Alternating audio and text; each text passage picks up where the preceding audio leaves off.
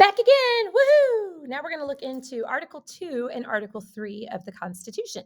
So, Article 2 of the Constitution establishes the executive branch. Okay, so the executive branch includes the president, vice president, and members of the cabinet and other people who are employed in that branch. Okay, so in order to be the president of the United States, you have to meet a few requirements. You have to be at least 35 years old. You have to be a natural born citizen, which means you were born in the United States, one of its territories, or you have citizenship at birth. And you also have to have lived in the United States for 14 years. Now, those are the three, what we call formal requirements of the president, okay? So formal means they're written down, they're there in the Constitution. But there are some other informal requirements that have evolved over the years that if you want to be president, you probably also need to have those things. And you'll be thinking about that later on, okay? So when we're looking at the specific clauses in the Constitution and where the president gets his authority, like the source of his authority to govern, most of his authority comes from what's known as the wild card clause, okay? And if you remember in our last video, we talked about the elastic clause or the necessary and proper clause, which gives Congress all of their extra power. Well, it's kind of like what the wild card clause does. So the wild card clause says, and I'm paraphrasing, the executive power of the United States shall be vested in a president.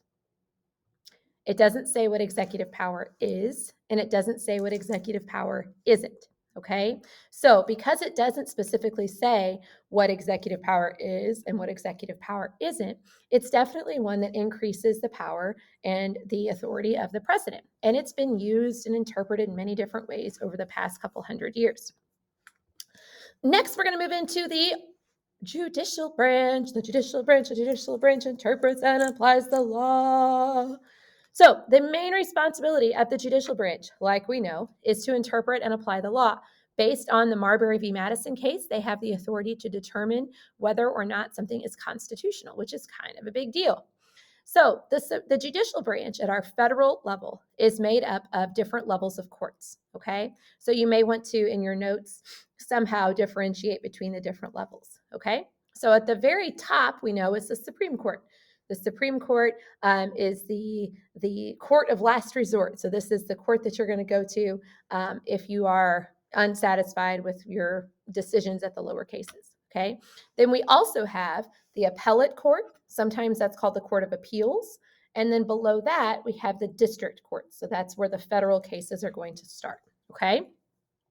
So the requirements for to be a member of the federal court system, basically there are none. Okay, there is no age requirement. There is no citizenship requirement. There is no you have to have a degree in law requirement. Nothing like that. Okay, the only hoops that you have to jump through to be a member of the federal court system is that you have to be appointed by the president and you have to be approved by the Senate. That's it. Nothing else. Okay. Now, you could argue that if you aren't at least above 18 and you don't have a degree in law, then the Senate is probably not going to approve your nomination. But the point is, it's basically up to the president and the Senate. Okay. And terms of office. Once you're in there for life. Okay. You are, of course, still subject to being impeached and removed if you do something really bad. But your term of office is once you're there for life. Okay. And the last thing we want to look at here with this branch is their jurisdiction. Okay. The word jurisdiction refers to your area of influence or your sphere of power. Okay. So the Supreme Court specifically has jurisdiction over any time a state is going to be suing another state. Okay, so if there's ever some sort of a controversy between two states, the Supreme Court's going to be in charge. All right. They also are the court of last resort, so they can hear anything they want to after it works its way through the federal court system. And I will stop there. If you guys have any questions, let me know.